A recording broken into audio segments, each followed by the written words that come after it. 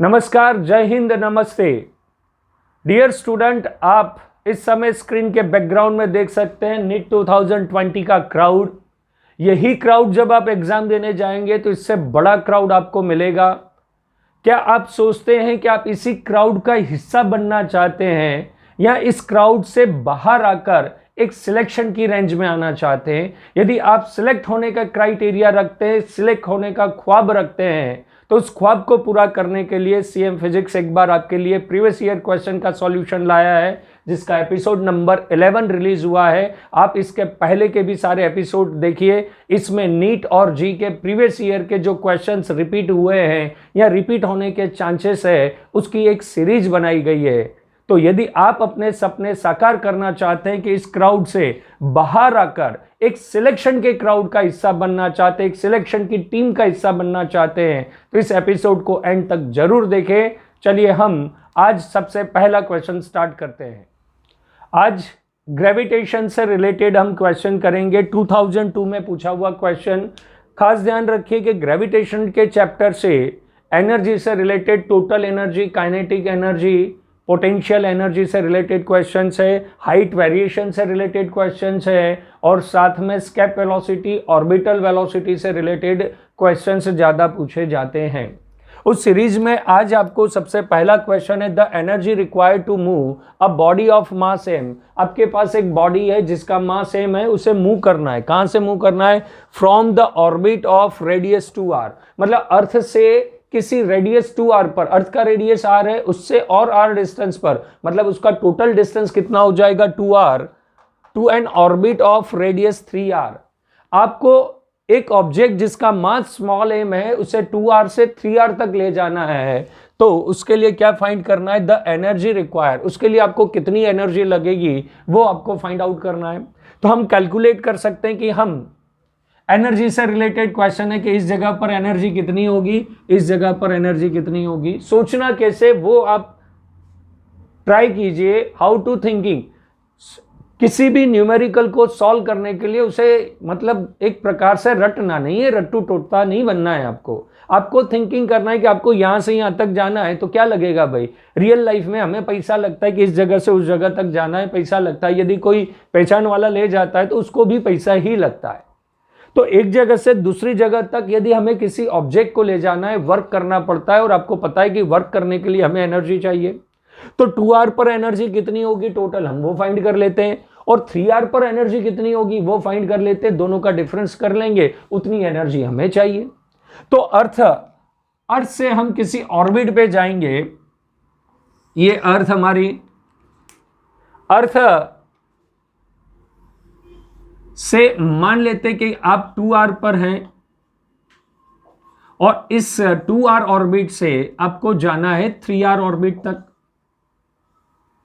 ये m मास का object है, उसको आप कैसे भी ले जाइए, यहां तक आपको जाना है, जिसका रेडियस आपके पास 3r दिया हुआ है। तो दोनों जगह की एनर्जी का फार्मूला क्या होता है? -g(m)/2 r is a distance from the centre of that planet.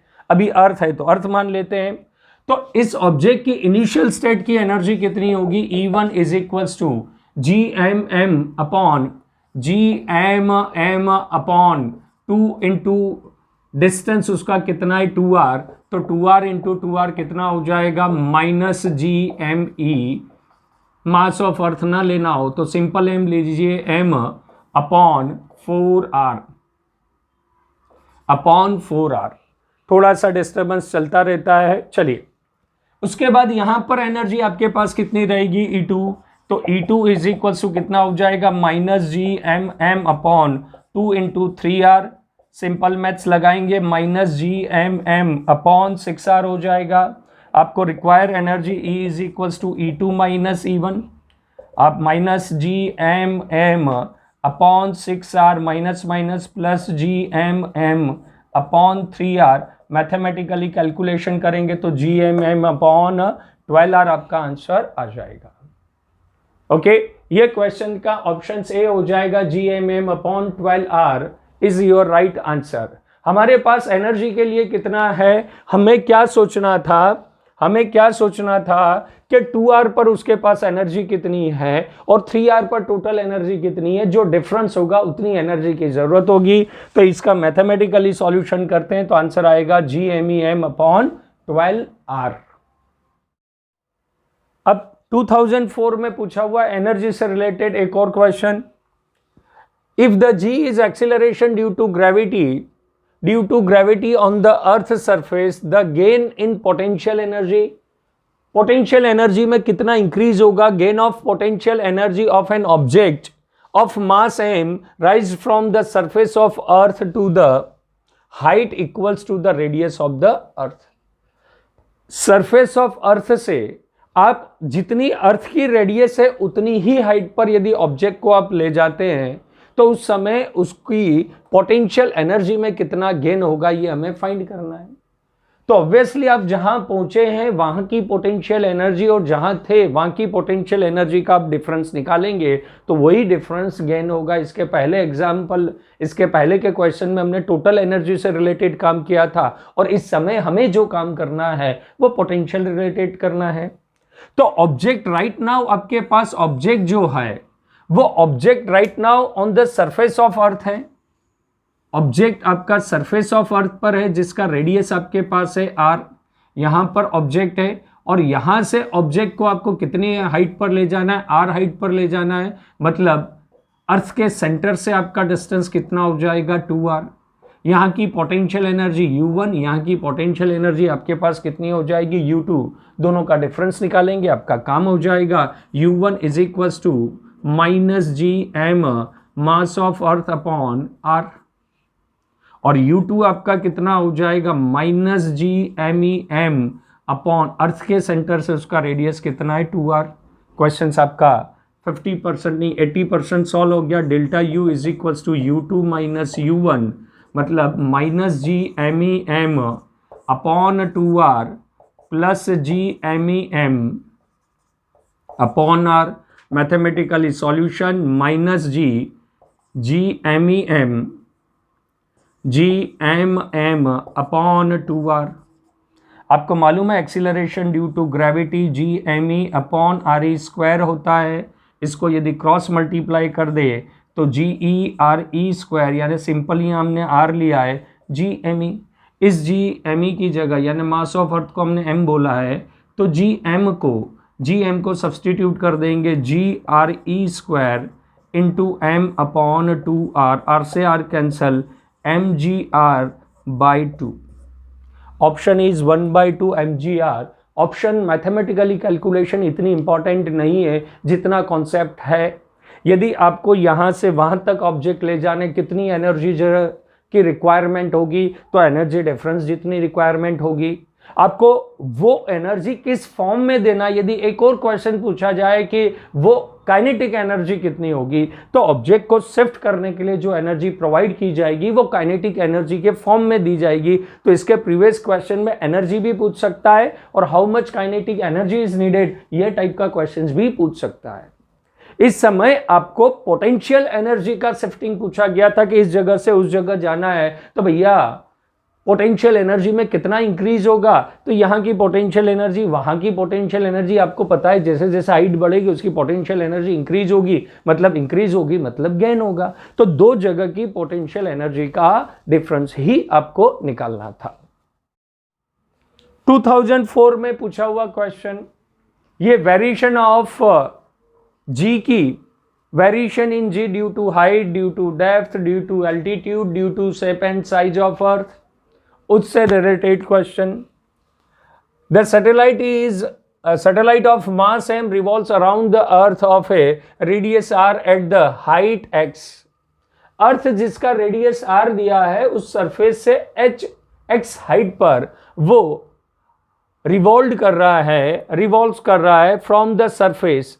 If the g is the acceleration due to gravity on the surface of earth की सरफेस पर एक्सीलरेशन ड्यू टू ग्रेविटी आपको x दिया गया है of the earth. Orbital speed of the satellite is, orbital speed आपको मालूम है satellite जब भी अर्थ के रिवॉल्व करता है तो उसकी एक पर्टिकुलर वेलोसिटी होती है, उस वेलोसिटी को आप ऑर्बिटल वेलोसिटी कहते हैं। स्केप वेलोसिटी और ऑर्बिटल वेलोसिटी में रिलेशंस आपने पढ़े होंगे। तो ऑर्बिटल वेलोसिटी, सबसे पहले क्वेश्चन को हम समझे कि हमारे पास अर्थ का रेडियस r, उस r रेडियस से x हाइट पर एक सैटेलाइट रिवॉल्व कर रहा है, तो इस समय उसकी ऑर्बिटल वेलोसिटी हमें v0 फाइंड करना है। दैट मीन्स सैटेलाइट का अर्थ के सेंटर से जो डिस्टेंस हो जाएगा वो radius of the orbit r plus x count होगा। ऑर्बिट का रेडियस ऑलवेजली अर्थ के सेंटर से काउंट होता है। ऑर्बिटल वेलोसिटी का फार्मूला आपको पता होना चाहिए। Orbital velocity v is equals to under root of G M E upon r, और r हमारा कितना पड़ा हुआ है, r हमारा रेडियस ऑफ द ऑर्बिट कितना हो रहा है, r प्लस एक्स। तो आप लिख सकते हैं velocity is equals to under root of G M E upon r plus X. Acceleration due to gravity का फार्मूला मालूम होगा, G M E upon R E square, cross multiply कर दो तो जी एम को आप क्या लिख सकते हो, जी आर ई स्क्वायर। अब नेक्स्ट टाइम से आपको जब भी जी एम दिखे आप direct g R E square लिख सकते हैं। तो उसका substitution orbital velocity is equals to under root of g R E का square upon R plus X. यहाँ आर ले लो, यहाँ आर ई ले लो, तो जी आर ई स्क्वायर इसको क्या लिख सकते हैं, जी आर ई का square upon R plus X raise to 1/2। Option D आपका फाइनल हो रहा है, g R E square upon R plus X. Maximum questions आपके सब्स्टिट्यूशन ऑफ फार्मूले के ऊपर बेस्ड है कि आपके 2-3 फार्मूले में वेरिएशन, और यहां ध्यान रखिएगा मेनली कि जहां जी एम ई स्क्वायर आता है वहां पर वो सब्स्टिट्यूशन करके जी आर ई स्क्वायर लिखेंगे, और जहां पर जी आर ई स्क्वायर आ रहा होगा वहां सब्स्टिट्यूशन करके जी एम देकर आपको वेरिएशन में रोटेट कराएंगे। आ रहा है समझ में? चलिए अब हम आगे बढ़ते हैं। 2009 में पूछा हुआ question, variation of g, the height at which, यानी आपको हाइट फाइंड करना है, acceleration due to gravity become से g/9 where g is acceleration due to gravity on the surface of Earth. Earth के सरफेस पर आप acceleration due to gravity g लेते हैं तो आपको अर्थ की सरफेस से किस हाइट तक जाना पड़ेगा जहां पर acceleration due to gravity g/9 होगा। Where r is a radius of the earth, जहां पर ऑप्शन में आपको जहां पर भी r दिख रहे हैं वो रेडियस ऑफ द अर्थ है। The radius of the earth is, the radius of the earth is, आपको द हाइट एट विच, आपको वो हाइट फाइंड करना है जहां से acceleration due to gravity g/9 होता है। g/9 के दो फार्मूले, G H is equals to G E into bracket 1 - 2h/r, लेकिन वो कब लगाते हैं, when h is less than r, r से बहुत छोटा हो। यहाँ g की वैल्यू 9th पार्ट हो जा रही है, 9th टाइम्स डिक्रीज हो जा रही है, g/9 टाइम्स हो रही, मतलब आपको बहुत ज्यादा हाइट पर जाना पड़ेगा। तो जब हाइट ज्यादा हो उस समय एक्सीलरेशन ड्यू टू ग्रेविटी का फार्मूला लगता है, G H is equals to G M E upon R E plus H का होल स्क्वायर। h हमें कैलकुलेट करना है। Acceleration due to gravity G H, एक पर्टिकुलर हाइट पे एक्सीलरेशन ड्यू टू ग्रेविटी आपका कितना होना चाहिए, g/9। कितना होगा, g/9। Substitute the value, physics खत्म, मैथमेटिक्स स्टार्ट हो जाएगा। g/9 G M E upon R E plus H का होल स्क्वायर। अभी तक आपको अच्छी तरह से याद हो गया होगा कि जी एम ई को हम क्या लिख सकते हैं, g into are E square लिख सकते हैं। फिजिक्स पूरी हो चुकी है, अभी खाली मैथ्स चल रही है। G R E square upon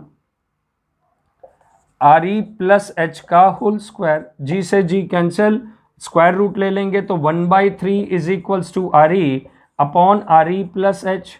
cross multiply कर दोगे तो R E plus H is equals to thrice R E, तो H is equals to twice R E, आपका आंसर हो जाएगा।